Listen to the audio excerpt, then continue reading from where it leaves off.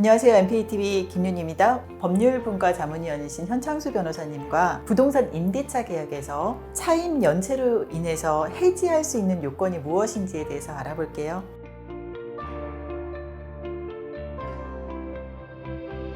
오늘은 월세를 미납할 경우에 해지할 수 있는 요건에 대해서 알아보도록 할 건데요.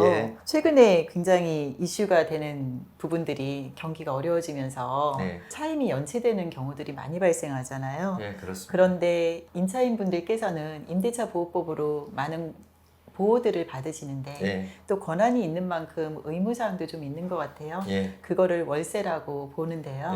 이러한 경우에 미납이 돼서 계약이 해지되는 경우가 굉장히 조심해야 되는 부분들 중에 하나인 것 같아요. 임차인 분들께 오늘 그 부분에 대해서 좀 해주시겠어요? 차임 연체로 인해서 임대차 계약이 해지될 수 있는데 그 요건이 어떻게 되는지 한번 살펴보도록 하겠습니다. 그러면 월세를 밀리는 경우들이 종종 발생해요. 그런데 이제 단순하게 월세를 밀렸다고 해서 바로 해지가 되는 건 아니죠? 월세를 뭐 한 번 연체했다고 해서 해지되는 건 아니고 법에 그 요건이 규정되어 있습니다. 아예 딱 이제 규정이 되어 있는 거네요. 그렇습니다. 그러면 상가랑 주택 요건이 다 같나요? 아니면 다른가요? 요건이 다르게 규정되어 있습니다. 먼저 주택부터 살펴볼까요? 주택이요?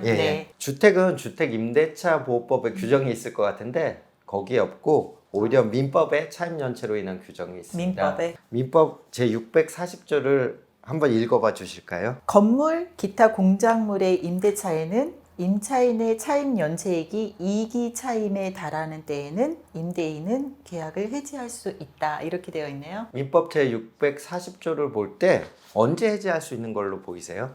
2기 연체했을 때로 나오잖아요. 그렇다면 2기의 차임액에 달하는 때라는 것이 어떤 의미인지 아시겠어요? 2기 차임에 달하는 때 두 번 안 냈다는 뭐 그런 얘기인가요? 뭐 그렇게 보시면 됩니다. 자세히 설명드리면 월세 지급하고 또 안 내고 지급하고 안 내고가 뭐 반복됐더라도 해지하는 시점을 기준으로 해가지고 합계액이 2달치 월세액에 달하면 되는 겁니다. 합계액이 2달치 월세액? 6월은 만약에 미납하고 7월은 2달치를 한꺼번에 냈어요. 그리고 8월은 다시 또 미납했습니다.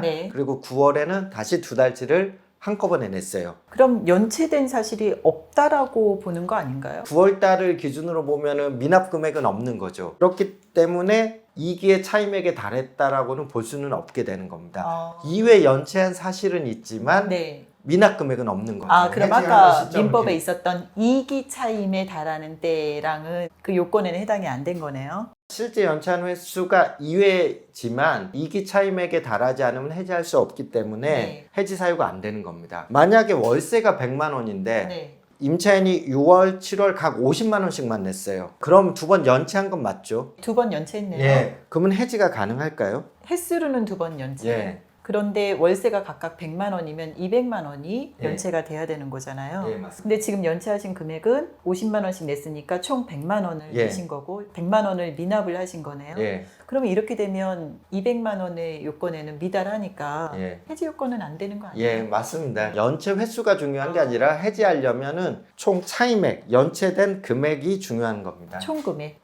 그렇습니다. 2달치 월세를 밀렸어요. 그 경우 임대인이 해지하려고 했습니다. 근데 해지를 통보하기 직전에 임차인이 일부를 만약 변제한 경우라면 해지가 가능할 것 같으세요? 해지 통보가 오기 전인 거죠? 근데 2기 차임 연체를 냈어요? 그러면 해지 안 되는 거 아니에요? 일단 2기 월세분이 미납은 됐었어요. 그렇지만 해지하려는 순간 그 직전에 임차인이 일부를 지급했다라면은 해지를 할 수가 없게 되겠죠. 연체액이 2기에 달하지 않았기 때문에 그 순간에는 이거는 미달이군요.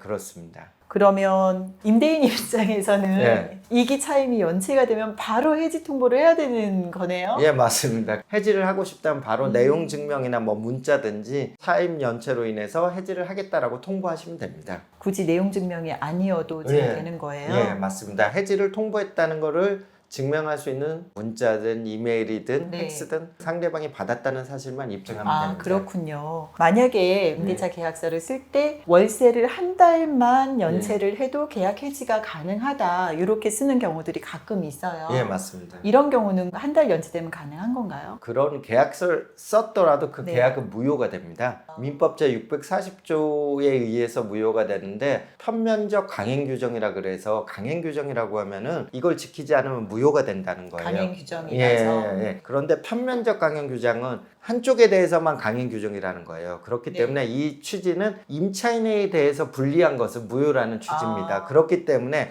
민법 640조는 임차인을 위한 규정이기 때문에 그 이기의 차임액에 달하는 때 해지할 수 있도록 되어 있기 때문에 이것보다 요건을 완화시킬 경우 임차인에게 불리하기 때문에 무효가 되게 되는 겁니다. 그러면은 한 달 연체 시에 해지할 수 있다. 이거는 해지 요건이 안 되는 거예요. 안 되는 결론적으로 강행 규정의 위반이라서. 예, 맞습니다. 근데 가끔 또 계약서 조항들에 보면 보증금에서 차감할 수 있다. 월세를 밀릴 경우에 보증금에서 공제할 수 있다라고 보는 경우들이 있는데 그런 경우에는 보증금 범위 내에서 공제할 수 있다고 하면 월세가 연체되지 않았다라고 보는 거 아닌가요? 그렇게 생각하시는 분들이 있는데 보증금이 있더라도 연체 차임이 당연히 보증금에서 공제되는 건 아니에요. 사전에 임대인과 임차인 사이에 이러한 협의가 없다라면은 당연히 공제되는 것이 아니기 때문에 해지가 가능하다라는 점 조심하셔야 될 것 같습니다. 보증금에서 당연하게 공제되는 게 아니다. 그러면 거꾸로 그러한 부분들을 좀 명확하게 써야 될 필요는 있겠네요. 예, 맞습니다. 그러면 임대인이 연체돼서 이제 해지 통보를 했어요. 그럼 임차인은 바로 나가야 되는 건가요? 임차인은 집을 인도해주고 나가야 될 명도 의무가 있습니다. 주택을 반환해야 되죠. 여태까지는 주택에 대해서 살펴봤는데 상가는 어떨까요? 상가에 대해서 한번 살펴보시면 상가임대차보호법 제10조의 8에 규정해 있습니다. 임차인의 차임 연체액이 3기의 차임액에 달하는 때에는 임대인은 계약을 해지할 수 있다라고 되어 있네요. 지금 주택하고 다른 게 있어요. 주택은 2기였는데 지금 상가는 3기예요. 예, 맞습니다. 그 상가의 경우에도 과거에는 민법 제640조에 따라서 2기의 차임 연체만으로는 해지가 가능했는데 2015년 5월 13일 제10조의 8 규정이 상가임대차보호법에 신설되면서 3기 차임 연체로 변경되었습니다. 그러면 주택보다 상가가 좀 더 까다롭게 지금 변경된 건데 쉽게 말해서 상가임대차보호법의 취지를 볼 때 상가 운영하는 임차인의 경우에는 이제 운영상의 어려움이 발생할 수 있기 때문에 그런 경우 월세 지급도 어려운 경우도 종종 있을 수 있어 상가 임차인을 보다 보호하기 위해서 조금 더 보호하기 위해서 한 것으로 보입니다. 보통은 상가들이 시설도 하고 들어가고 하니까 그런 부분들이 조금 더 이렇게 보호를 해주는 그런 예, 맞습니다. 근데 여기 보면 3기 차임액의 의미가 주택하고 같은 의미로 보면 될까요? 3기? 예, 맞습니다. 주택과 같이 해지 시점을 기준으로 연체 차임 합계액이 3기에 달하는 경우에는 해지할 수 있다고 보면 됩니다. 또 이 또한 아까 주택에서 살펴본 바와 마찬가지로 강행 규정이기 때문에 3기보다 짧게 계약서를 쓰더라도 이는 무효입니다. 강행 규정 참 지켜야 될 것 같네요. 맞습니다. 어차피 써봐야 무효인데 효력이 굳이 뭐 없습니다. 서로 기분 나쁠 일은 없죠. 그러면 상가의 경우도 상대방한테 최고 없이도 해지가 가능한가요? 뭐 밀린 차임을 지급하지 않으면 해지하겠다라고 통보할 필요 없이 해지가 가능합니다. 최고 없이. 최고 없이 즉시 해지 가능하다. 그 상가임대차보호법에 계약갱신 요구권이라고 들어보셨죠? 계약갱신 요구를 임대인이 거부할 수 있는 사유 중 하나로 3기의 차임액에 해당하는 금액에 이르도록 차임을 연체한 사실이 있는 경우를 규정하고 있는데 이 점을 좀 유의해야 합니다. 연체한 사실이 있는 경우 헷갈리는데 어떤 차이가 있는 거예요? 판례는 상가의 경우에는 차임 연체액이 3기에 달하는 경우 해지를 할 수 있는데 계약갱신 요구를 임대인이 거절함에 있어 계약갱신 요구 당시에 3기에 해당하는 차임을 연체할 필요가 없고 그 전에라도 3기의 차임을 연체한 사실이 있다면 계약갱신 요구를 거절할 수 있다라고 보고 있습니다. 해지의 요건과 계약갱신 요구를 거절할 수 있는 요건이 약간의 차이가 약간 좀 다른데요? 맞습니다. 그러면 계약갱신 요구는 결국 3기 차임 연체한 사실만 있으면 현재 연체 여부랑은 상관없이 바로 또 해지가 가능한 그런 거네요. 예, 맞습니다. 이 연체 부분 굉장히 조심해야 되는 부분들이네요. 특히나 임차인들께서는 우리 코로나 시기를 지나왔잖아요. 그러면 그 당시에 상가 임차인의 어려운 사정을 고려를 해서 정부에서 일정 기간 연체를 하더라도 봐주기로 한 기간이 있었어요. 어떤 내용이에요? 코로나로 인한 경제 사정 악화를 고려해가지고 상가 임대차 보호법 제10조의 9를 신설해서 임시 특례를 만들었습니다. 임시적으로 특별히 적용되는 예를 만들었는데 2020년 9월 29일부터 2021년 3월 29일까지의 기간 동안 연체한 차임은 차임 연체로 인한 해지에 있어서 차임 연체로 보지 않는다라고 했습니다. 그럼 연체 기간 계산할 때 이 기간은 좀 제외를 해야 되는 거네요? 예, 맞습니다. 이런 부분을 제외하고 나머지 기간의 연체만을 기준으로 해지 요건을 충족하는지 살펴보셔야 될 겁니다. 추가로 더 짚어봐야 될 것들이 몇 가지 있지 않나요? 상가와 주택에 대해서 알아봤는데 공공주택과 임대주택의 경우가 있습니다.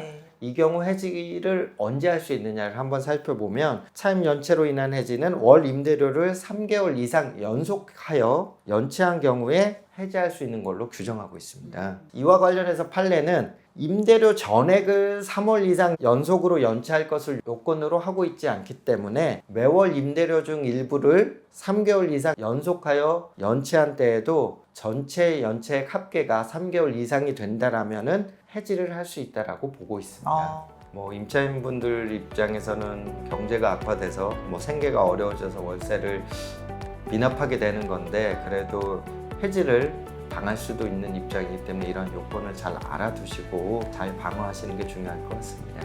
현창수 변호사님과 분쟁 사례에 대해서 알아봤습니다.